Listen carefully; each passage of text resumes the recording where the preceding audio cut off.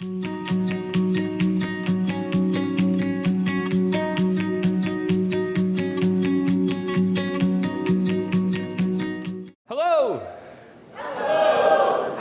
My name is Mitch, and so how I like to open and greet you is to let you know, first and foremost, I'm not a pastor.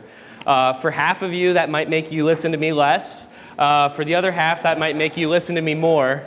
To both of those things, I say that's good. I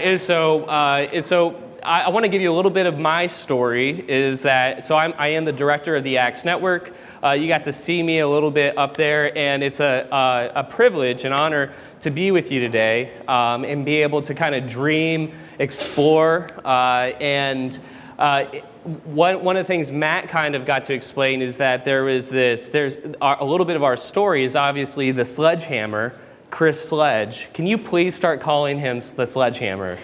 If you know him, I've been trying to make that stick for some time now, but it just hasn't. And so we are so thankful for the work that Chris did to us being able to take a chance and really take a big risk in exploring. Again, we used to call it micro communities.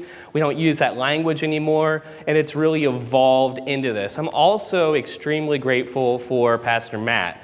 And so Matt talked about how we have this gathered side and this sent side, and it takes a lot of guts, a lot of courage to go and really do some research and development inside of the church, to really do something. We're not sure how this is going to look. We don't really know if financially if this is going to pay for itself.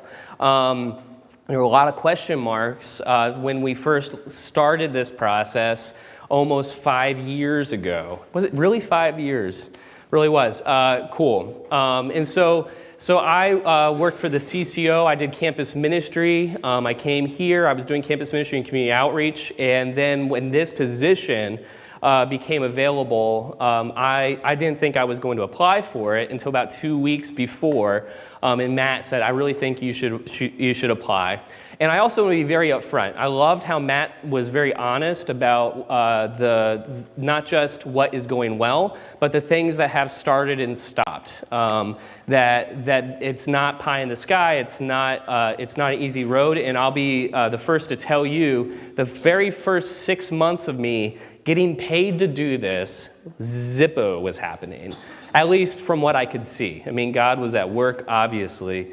But it was a lot of tilling. I wanted to quit. Again, very honest. I didn't really know. The only reason I kept doing it is because God hadn't called me somewhere else. But again, we had conviction, and what Matt did so beautifully was really remind us and spell out that there are just an increasing amount of people that for whatever reason, good reason, bad reason, whatever it is, that aren't going to come to our church services, no matter how good they are on a Sunday morning. And quite honestly, we end up kind of fighting amongst ourselves in that pursuit to get them to come to our churches. Like, oh, well, they have 14 fog machines. I'm going to get 15, right? And so, I jest. Or do I? Right. And so, I also, a huge part, and I wish I could really have more time with you, is that first and foremost in the biblical narrative, we live in a good creation. Not just good, but good. Tov, tov. Genesis 1, we're reading, and not, the main takeaway is not that it's an orderly creation as much as we want it to be. That does say it in there. We can take that away from it. But more importantly, I would give you is that we live in a good creation when everything was created. And so when we talk about exploring, about playing, about experimenting, what we're really talking about is discovering God's goodness in ways that we perhaps haven't experienced it before or in a long time. And I wish I could go into that a little bit more. So that's a little bit about who I am. I have 2 ginger cats. I'm also married, no kids. Our cats are Yoshi and Peach, and so if you like Mario, if we get a third, it's either Koopa or Bowser. We haven't decided. And so I don't have pictures of my children because I don't have any, but we have ginger cats. That's what we have. So a lot of what Matt has talked about and what we're going to continue kind of raises this question of what is church. And so when we talk about things like this, we might have a hard time really wrapping our brain around it, right? We've been taught for a really long time and we've experienced something in a certain way about this is what church is. And so when we start hearing stories about it, part of us is like, yeah, okay, I can get down with that. And the other part is like, wait a second, I need to check in on that a little bit, right? And part of this tradition thing is lovely. And part of it, maybe we have over-prioritized. And so when we talk about eating together and dinner church experiences, these are great questions that we start asking ourselves about when we meet around the table. Now, the question we get to is how much of church are we willing to give up in order to be the church? And I'm going to have you do an activity. So Matt was the content guy. I'm the activity guy, all right? I love 80s music, and I talk about my ginger cats.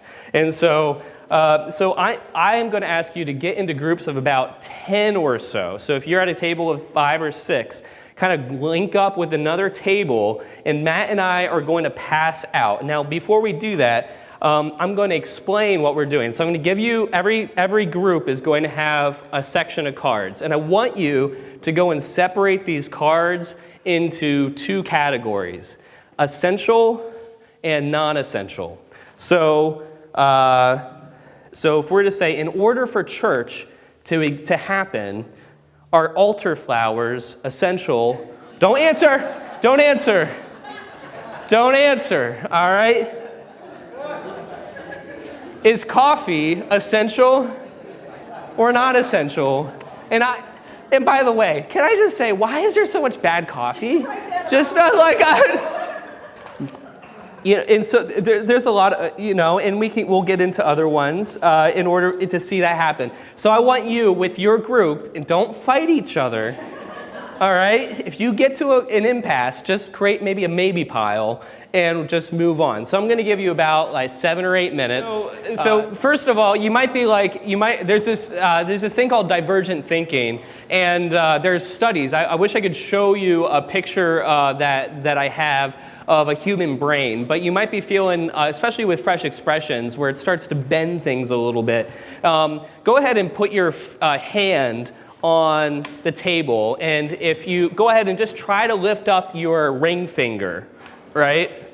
If you're not a pianist, you can't, and you can lift up your other fingers pretty far, right? But if you're a pianist, it's a little bit easier. So with this divergent thinking of kind of thinking outside the box, the more you do it, it's kind of like that. The easier it gets, but it'll tire your brain out. And so it's really interesting. So this is a really great exercise. All of you don't like the pews, by the way. That was pretty quick. And I'm also not going to tell you what I think is right and what I think is wrong. But the point of this obviously is that we've made church out to be about things that maybe aren't so necessary. We've, for a long time, whether we have said it or we don't say it, what we live into is those altar flowers with an A or an E. Those altar flowers, actually, those kind of trump some of the things that maybe we need to be making church about. Or the organ music, really, that's really the priority to it. Really, in any change that we have, I love the story of moving the piano, that every Sunday, the pastor would show up early and just move it a little bit until about 2 years later, they're like, wait a second, the piano moved. It's so like, well, yes, Cindy.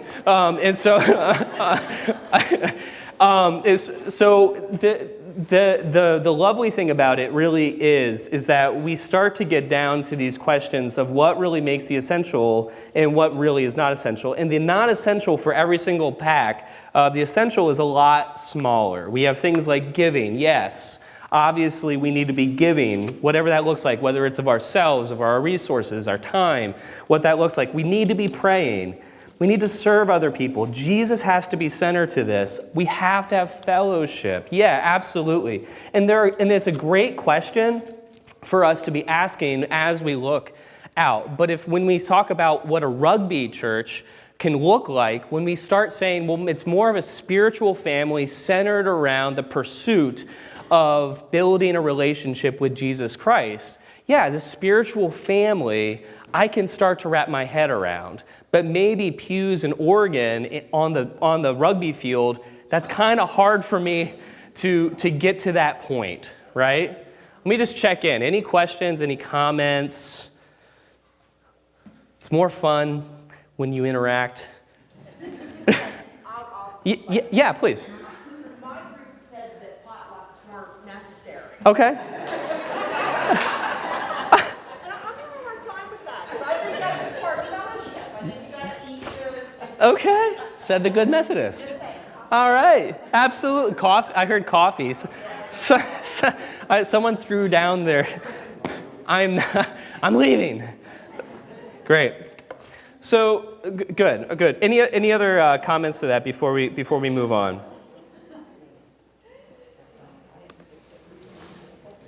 Any other comments? I have a comment. Yeah, sure. And I was talking to Matt a little bit about this. I think way before our time, they made church a building. Way before our time, when Jesus didn't have a building, they made church a building. So when people say, you go to church, they're talking about the building on the corner made out of brick. Right.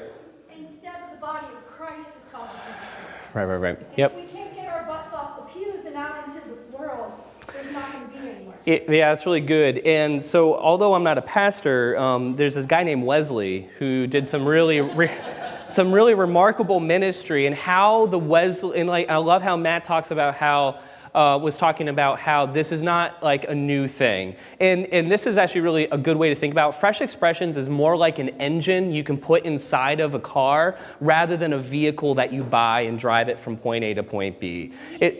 And so, yeah, it's really more of that engine that we really get to have in there. But Wesley, the more I've learned about him, the more I'm like, this is basically this stuff. Is that there were communities that were established, and obviously he said there's a method to this, that they're studying Scripture, they're in community together, and they're worshiping, right? And they're serving together, right? And so there are these core things that were a part, but there wasn't a central pastor, actually, that led it. There was a leader, right? But I like to call them traveling bard pastors because I'm a dork, but itinerant pastors would go and travel around and do the sacraments to them.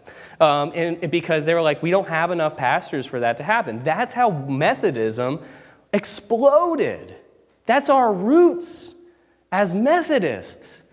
But to your point, the English language is so confusing that we've really, when we say church, our brain first and foremost goes to that, or very quickly it goes to that. So what does it look like for us to start expanding that and saying, yeah, that's church?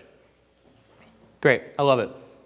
So Matt talked a little bit about, do this guy.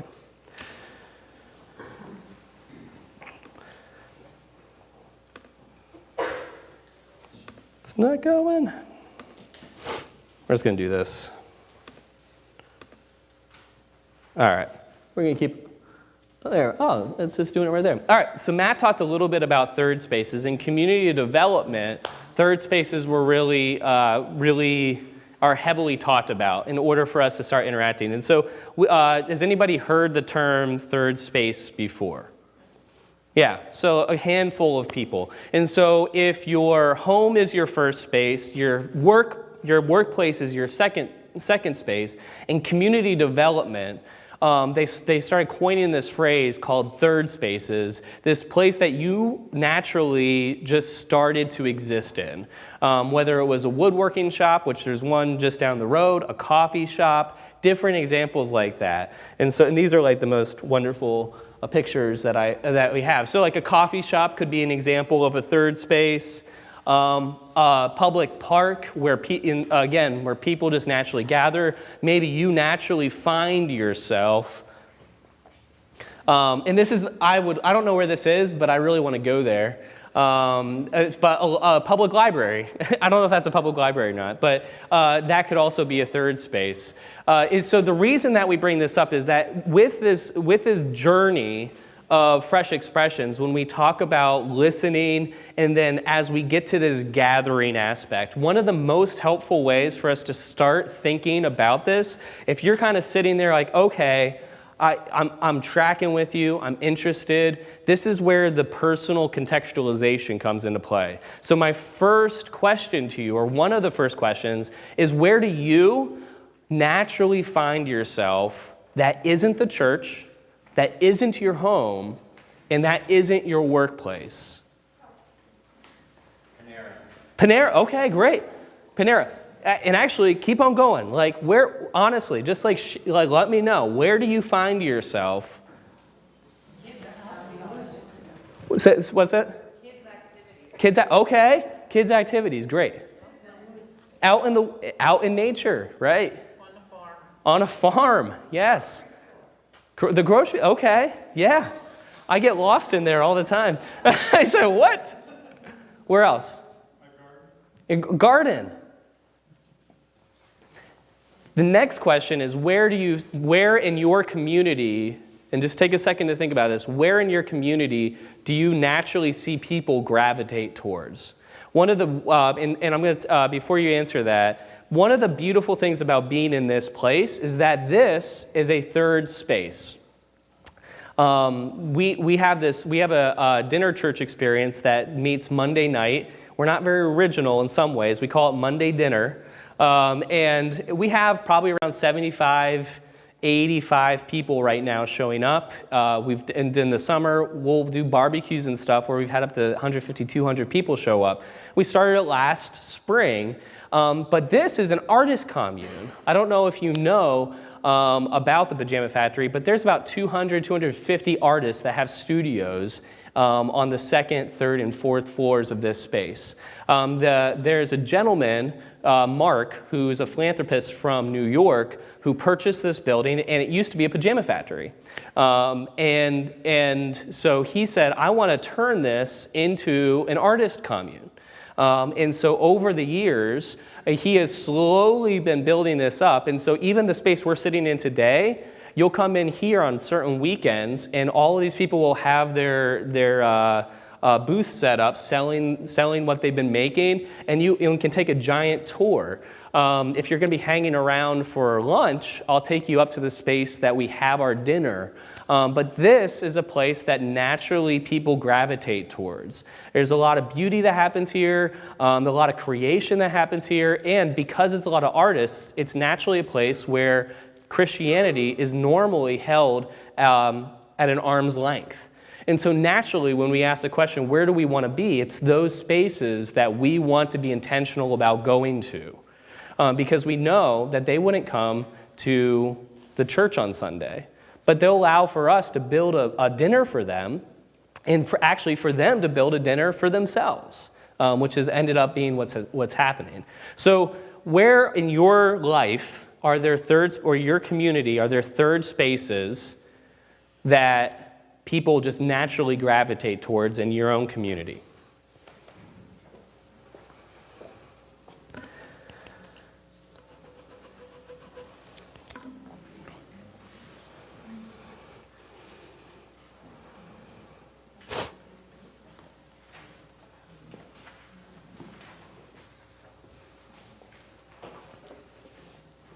Any answers? Let me know. Okay, yeah. Is there a particular one? Yeah, it's called Capital Joe's. Is it downtown where? Mechanicsburg. Okay, Mechanicsburg. All right. They have a good marching band. Yeah, no, say Sporting event. Okay, yeah, lots of people gravitate towards that. That's right. What's that? Bar rooms, clubs, yeah, absolutely. People go there, yes. Fight club? First rule of Fight Club? Wait, what did I hear? Gun club. Okay. Where else? The library, great. So I know you may have never thought of this, maybe you have, but take a second and ask yourself, do you think it's possible for a church, for a spiritual family to start growing in that location? I'm seeing some people nod their heads. Like, okay, I can start seeing that. Good. Pay attention to that. Pay attention to that. Good. So one of the parts of the story here is, and I'm not sure why this is giving me trouble.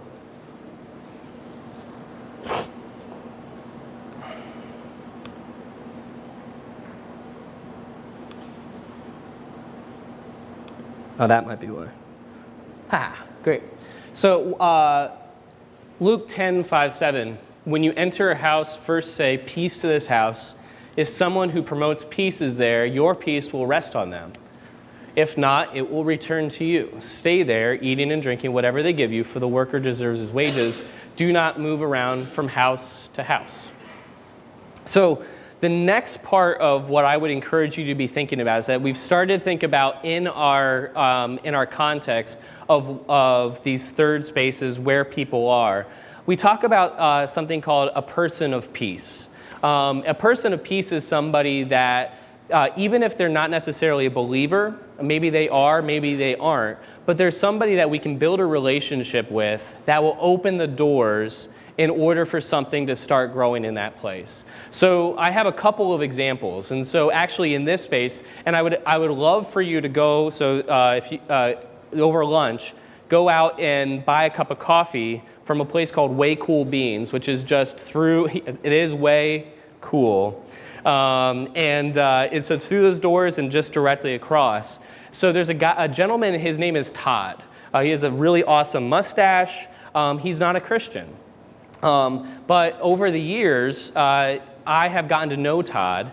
And because of my relationship with Todd, when we were talking about starting this dinner, he actually started letting everybody know. We've had a lot of great faith conversations. He's very supportive. He provides the coffee every Monday night for us. And he really is a supporter of what's going on, because he says, you know, this is truly what when I think of Christianity, and you serving people, meeting a need, helping them, he's like, I can get behind that. I might not agree with, you know, this whole Jesus thing, but I love that you're willing to talk to me where I am. I love that you're able to serve people and meet their needs, fill their bellies, right? I mean, if we expect to fill their souls or introduce them to Jesus, you better believe we better first be willing to feed their stomachs, right? And so that's one example of a person of peace, and he has helped open those doors. Another person is a lady named Lisa Andrus. So the space we're in is a giant space, and normally it would be very, very expensive for us on Monday nights to rent that space. She, at the time, was running the community kitchen and this space called Clear Story, and the space that I'll take you over lunch. And so I called her one day, and actually it was after I was with Matt, and like a light bulb went off, and I called Lisa and I said, you know what, we do this thing on Wednesday nights and we'd love to do it in a different area. What do you think of this idea? She doesn't come to our church. She doesn't go to any church. She grew up Catholic, but she runs these places, and she's a friend of my wife's and myself. And so I called her, and she said, you know what, I love this idea, and my nonprofit we're looking for more ways to be serving the community, and this is what it sounds like. And I said, well, this is what we really think it's going to look like, and we still want to be clear, we're a church, We want to be clear about who we are. We don't want to just kind of bait and switch that. And she's like, that's fine. You know, I love it. And so because of that, she literally gave us the key to the place. And so the key to the place. And so, right. And so we're able to have access to that space, not because we were holding Lisa at an arm's length, because we had a relationship with them. So one more story is there's a gentleman, his name is Marcus, and he's with an organization called Skiers and Snowboarders for Christ. And so Skiers and Snowboarders for Christ is an international organization, and this is a place, and he runs a mountaintop ministry at Loon Mountain in New Hampshire. And he has spent the years building relationships with the GM of the mountain. He shows up at 5 in the morning, like 2 days a week, with Dunkin' Donut holes for the workers when they're going up to serve on the mountain. Just building those relationships. Over time, what he has created are relationships with people that have opened the doors in order for him to do a mountaintop church experience every single Sunday morning. So people literally are on their skis, on their snowboards. They come down to a certain point, they stop there, they listen to a sermon, they drink okay coffee, and then they ski or snowboard down and they talk about their faith. With no expectation for them to necessarily come to a church service that has pews and an organ and everything. And people have given their life to Christ there. And even on Easter, they've had up to 600 people that show up to this mountaintop experience because obviously it's just, gorgeous. But it's not because he went there and said, hey, I'm a pastor. I want to do a sermon on the mountaintop. They would say, get out of here. Like the GM is not a Christian, right? But over the years, those have developed, those relationships, and where they're saying, actually, I think there's value to Marcus because he's doing this in a way where it's caring for their souls. There are people that are interested in this, and it's allowing us as Loon Mountain ski resort for us to meet a spiritual need for those that are seeking it. But again, that wasn't overnight. I'm going to pause. Any questions about this person of peace?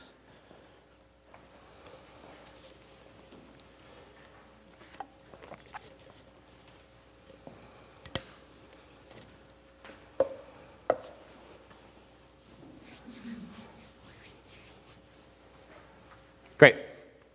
Cool. So we get to a point, and I love with Fresh Expressions, what we talk about is that you're more of like a gardener than you are an architect. With maybe a more traditional church plant, you kind of draw the blueprint up, right? And you say, here are all the components that need to exist in order for this church to take shape. With a Fresh Expression, we don't actually necessarily do it that way. Again, we're more of gardeners that we're trying to be attentive to the growth of what is growing around us. And so what are some of the components normally with like a church plant that you would say, I have to have this figured out before we like launch this endeavor? Budget. All right, budget. Great, yes. I was usually like number 3 to that answer, but yeah, budget. Or is that your area of expertise, Doctor? Yes. People come. What's that? Will people come? Okay, that's a great question, right? Absolutely. Helper. Okay, so we need people that are going to volunteer, people that are going to come and make it happen. Absolutely. What else? Creating space versus entering into an existing space. Yeah, so like maybe with the traditional church plant concept, we're thinking to ourselves, let's rent a building, or let's build a building, or whatever utilize what is already there that way, as opposed to where can we go? Okay, great. Yep, that's part of the blueprint. What else? Sound system, team, audio, visual. Yeah. So we need lights, and we need a worship team, and we need to advertise for that worship leader. And we might, and if we're expecting people to come, we're going to need to have parking figured out, and then we're going to need to buy chairs, and we're going to need coffee, and who's doing the altar flowers, and we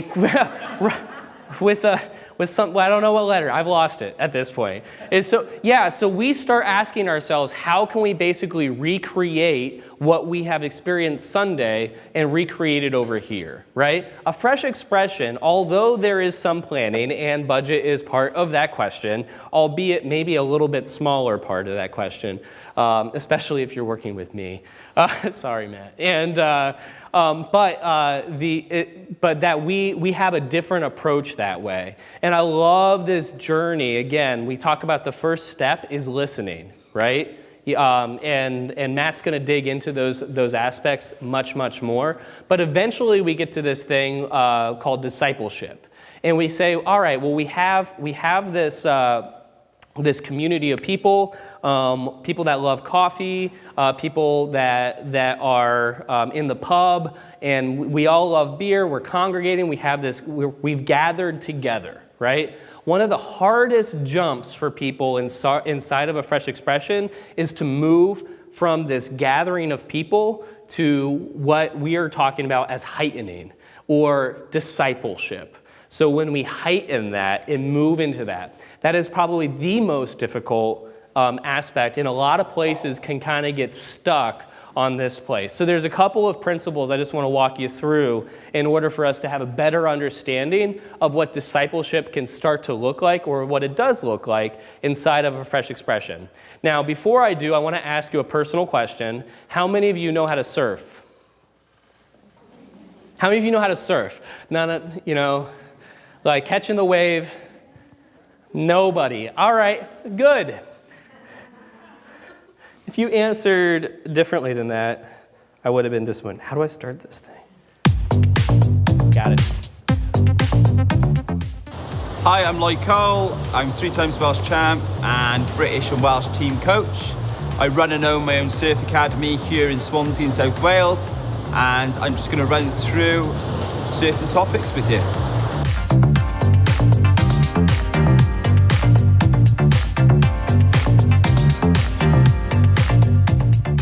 In this video, I'm going to show you how to surf. So first things first, we need to catch our wave. So when the wave is about 2 meters from the tail of our surfboard, this is when we want to start paddling for our wave, okay? So the white water or the unbroken wave is about 2 meters off the end of our surfboard. At this point, we need to choose that's our wave. So here it comes, we want to jump onto our surfboard, okay? Not too far forward, not too far back. We know this by hooking our feet over the end of the surfboard. Once we're in the good position, we want to get our speed up, okay? So by the time we get our speed up, the wave will pick us up and take us to the shore. So we want to really paddle hard, always looking forward. As soon as that wave has got you, and you'll feel the power of the wave take you, as soon as that has got you, you can stop paddling. Put your arms by your chest, constantly looking forward, and after 3, 1, 2, 3, hop to your feet, okay? Keep nice and low, keep your arms up, always looking forward for balance, and always leaning a little bit on your front foot, okay? That's gonna give you a bit more momentum to carry on along the wave, okay? If we lean too far back, the wave's gonna continue without us, okay? So really lean a little bit, harder on your front foot, always keep your arms up, looking forward, okay? So that is how to learn to surf.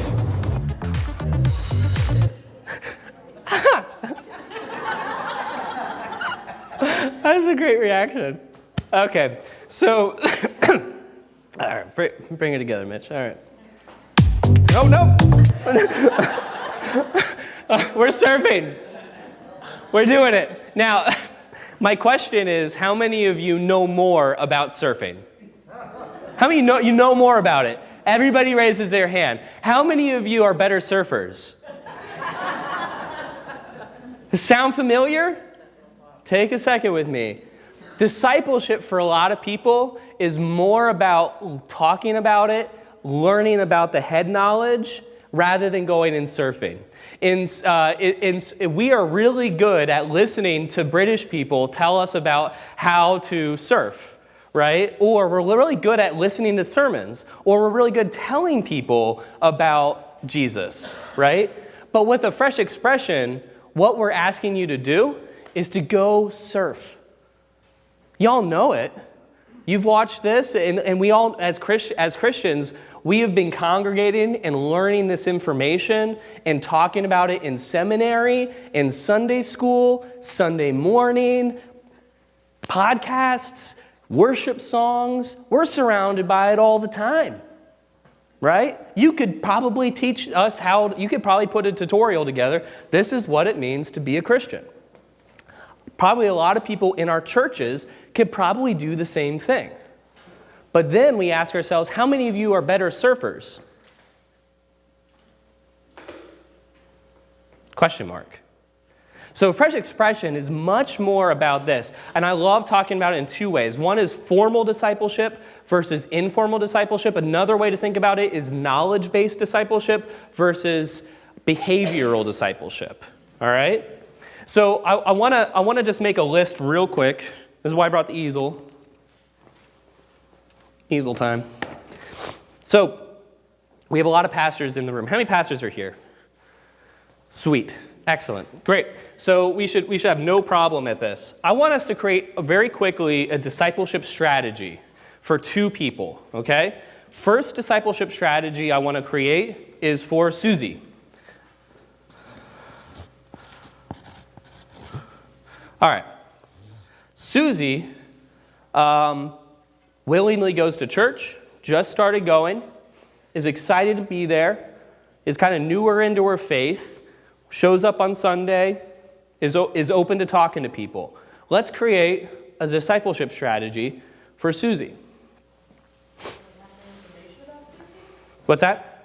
Can we have more information about Susie? That's it. Well, I mean, What does she like to do? ooh, those are great questions. So yeah, so those are great questions. We'll go with we don't know a whole lot more other than she's at church, willing to go. She's excited to be there. Maybe even likes hymns. Let's create a discipleship strategy. We're going to welcome Susie. Sweet. Ask questions. All right, we're going to ask some questions of Susie. So we get to know her better. Yeah, absolutely. Send her out into the community and ask her. All right, we'll get her serving a little bit. We want Susie in a Bible study? She's willing to go. Yeah. We want Susie serving on Sunday morning. Someone needs to click the projector, right? She likes hymns, she said. Yeah, she likes him. So why not, if you have a choir or a praise She's in the choir. All right, Susie's the soloist in the church choir. Ask her to bring her favorite potluck meal. Potluck meal. Yes.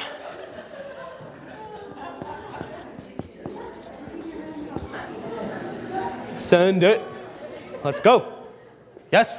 All right. Yeah. So we're gonna get her do it. And let's just add. We'll talk to her about tithing when the time is right. Okay. All right. So when the time is right. So we have like the Bible study. She's part of the church choir. She's going and serving some way. We're trying to get to know her in the process. We're welcoming her into it. She's organizing the church potluck. Great. And over time, maybe she's giving, 10% or whatever, right? Now, discipleship strategy done. Boom. We're really good at it. We know how to do that. Second is going to be for Leopold. I don't know how to spell that name, but Leopold. Is that she's saying yes? So Leopold doesn't go to church, doesn't want to go to church. He's willing to talk to you. What's that? We're okay, yeah. Oh, she didn't need much more information than that. But Leopold, all right, we're gonna meet Leopold for coffee. What else? Ask him to help you with something. All right. Find out what he's interested in. Oh, all right. Let's go.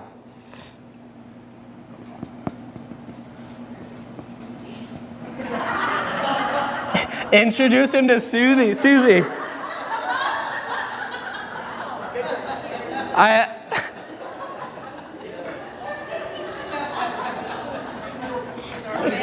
I would like you to elaborate a little bit more. I don't know. Yes. We're going to find out interests. Great. Okay, what else? What is his need? Okay, find out what his needs are. Build friendship.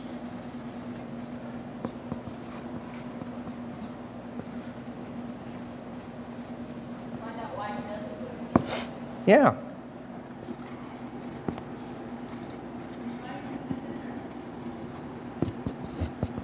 Yeah, you're nailing it.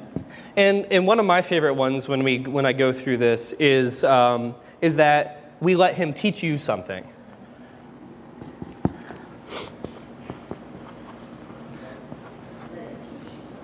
Yeah, so he teaches you something.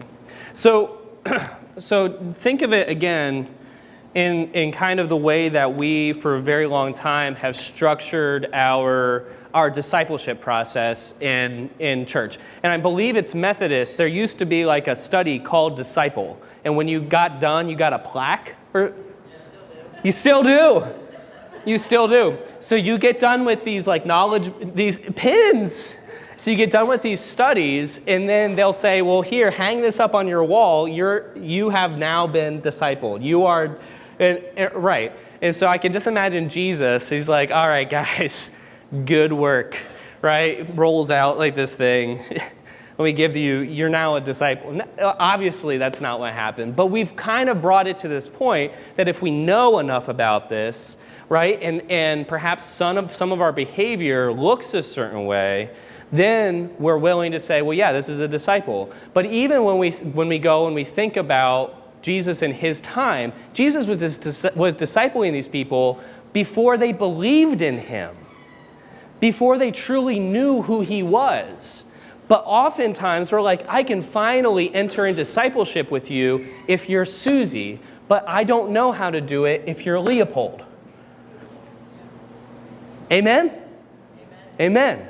So what this means is that we have an opportunity on the rugby field, doing yoga, over coffee. Like, pay attention to how God has created you and live into it. Pay attention to how God has created them and affirm it. Enter into those spaces, and then we're able to ask these questions, build these relationships, and start asking, what does discipleship really start to look like? Yeah. One of the that's missing from that is bringing a third person in that you don't know Leopold really well, inviting a third party in to try to maybe offset that to make it a little bit more of a comfortable setting for Leopold. Yeah, that's right. Yeah. So what was shared was that inviting a third person in that does know Leopold just to help build those relationships, so it's not as awkward, or you have an opportunity to do that. Yeah. I think the other key was both scenarios. Yeah. And people tend to miss this because they want to get them in the door. You have to do it in their time and take your time. Right. Susie might be new and excited to come to church on Sunday, but it could be a year till she's comfortable to be okay in the choir. Right. And I think when people see somebody just showing up, they want to get them involved. They want Right. to get them Yeah. ready to go. They want to get them bringing stuff, running things. Right. And you're going to overwhelm them. Yeah. Same with the person who doesn't go to church. Leopold. You get in there and become their friend, and your third time out, you're talking about Jesus, and they're not comfortable. They're not going for a report. Right, and they'll say to you, I knew this is what you were looking for. I've had other Christians come up to me, and Todd, who I've told you about before, is a great example. He has shared with me, he's like, a lot of churches have tried to start services here in this space, and they have come and they have gone. And what he has said is that I really appreciate the way that you've done it, is that you haven't forced your church or your beliefs on us, but you've invited us to have conversations with you. And there's a difference, right? in general, what I've found with discipleship or exploring discipleship is people just don't want to be told what to believe, but they're willing to talk to you about faith. They're willing to have conversations. They just don't want to be told, right? And obviously, Jesus he was having those conversations, right? Cool. I'm just going to write this down.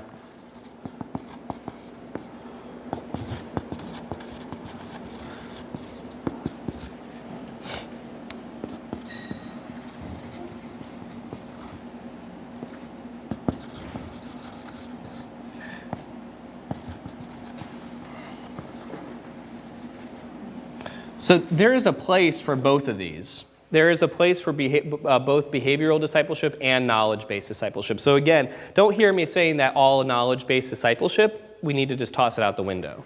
It is for me to be saying that we have leaned very, very heavily for a long time on this knowledge-based discipleship of saying if I really want to talk to somebody about faith or about Jesus, what I really need to do is get them into a Bible study.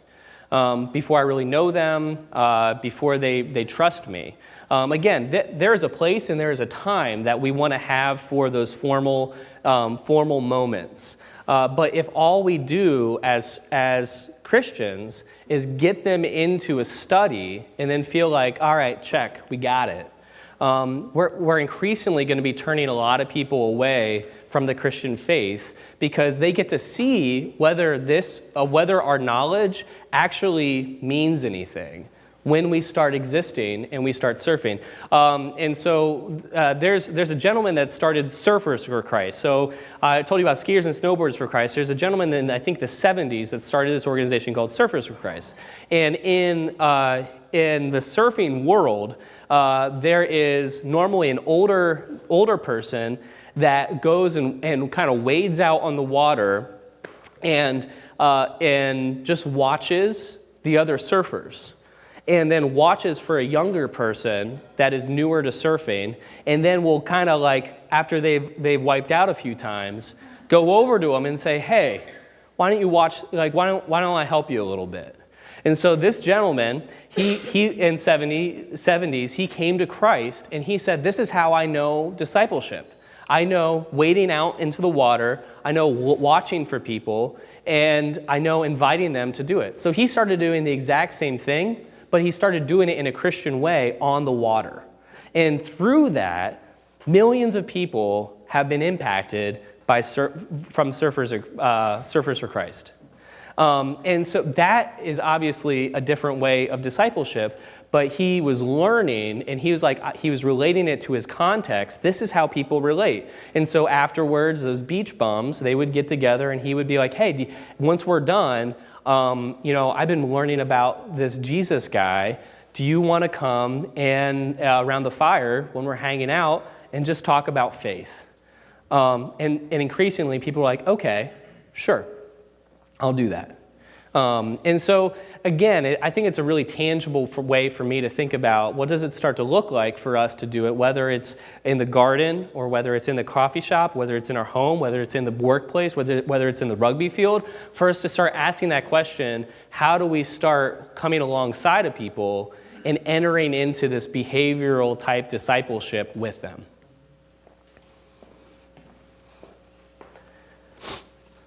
Discipleship is not a class, it is a lifestyle.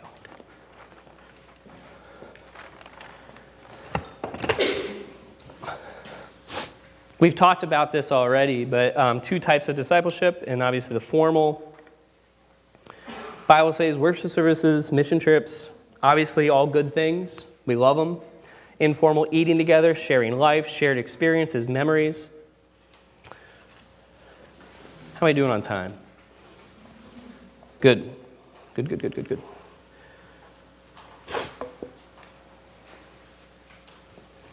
I have until 50, right? Great. So I'm going to, with your table, I'm going to have you do an exercise to close out our time. I'm going to have you create your own fresh expression, all right? And so there are some guidelines and some rules, and you're going to have about 10 minutes or 3 80 songs to do this. 1/5 of a Mahler symphony. Nobody wants that. No. And so the guidelines are that you are going to, with your group, you're going to find a common interest or a commonality. I should have said a commonality instead. So if you all have glasses, that could be a commonality. If you all love penguins as the best animal, it could be, if I don't know, fill in the blank. So you're going to find a commonality, and I'll leave this up here. The second is, how can you see a meaningful community build around this interest or this commonality? And so after you have found that, we all love penguins, how can you start seeing a community start forming around that?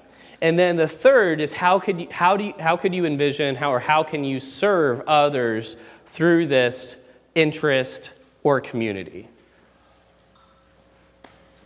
Any questions?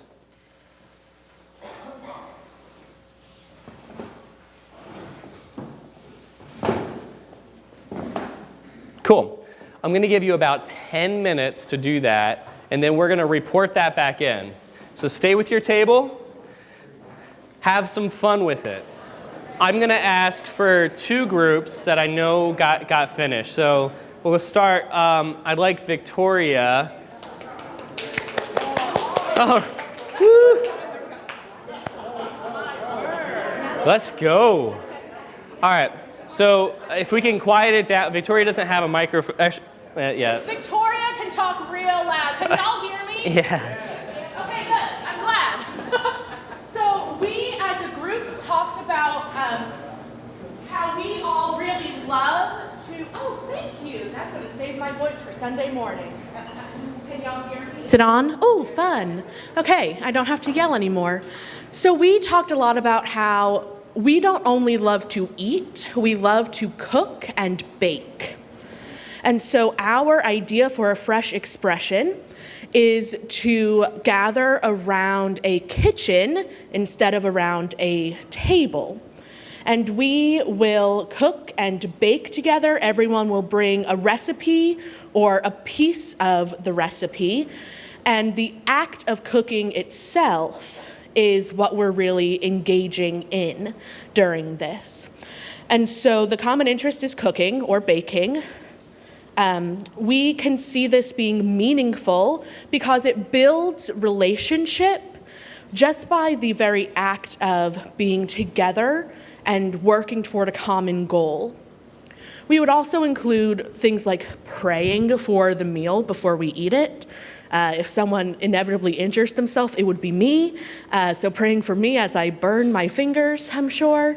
Silly little things like that. And then we would really find it easy then to serve others in our community by maybe baking the communion bread for the other fresh expressions in the area, or donating food to the local food banks or soup kitchens, partnering with the farmers markets to get low-income folks better quality of food, and creating a recipe book with healthy and fresh food ideas that we could offer at low to no cost to people.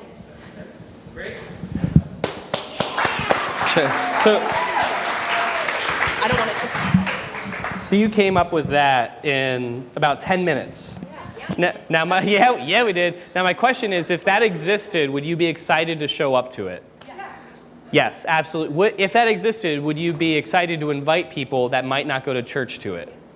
Yes and yes. I love doing this because we very quickly get to a place where the people would say, I wish this existed. And if it did, I would be very quick to invite people that I might have a harder time inviting to Sunday for whatever reason. Now, Kelly is going to come, and we'll do one more example. And actually, I need that back, sorry.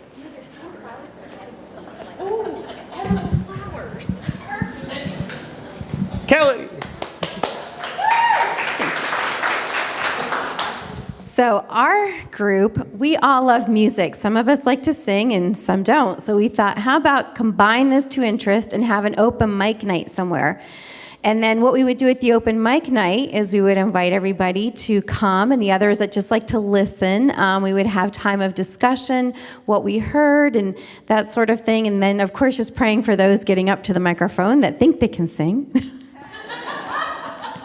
But having that moment of just fellowship around that, and then after we would continue to host these open mic nights, have a way to maybe get these artists to go out in the community and serve like maybe nursing homes or do fundraisers in the park and raise money to promote other programs in the community to help boost arts for children or arts for people that just want to express themselves in different ways. So, same question for your group. Would you all love to go to that? Yes. Would you be willing to invite people to that? Yes and yes. And so we're at the start of that, and I wish we had more time to go around to each table, but we don't. But these are some really quick examples of what can kind of start percolating when we ask people, what could this even start to look like? When we start incorporating this listening, what are the needs in the community? When we go and actually start meeting some of these needs, and we really start building these communities. And I love what's your name? I'm sorry. What Jeanette said is that we might need to actually build a third space for some people. The answer to that is yes, sometimes you do. So I was a professional swing dancer, and we just started for when I was in school and shortly after that. And so 2 Thursdays ago, my wife and I started a swing dance here in Williamsport with the intention of building a community so we can invite them into like a swing dance church experience. And so, yeah, build the third spaces. Maybe you're in a more of a rural area and it's harder for people to find a common place to gather.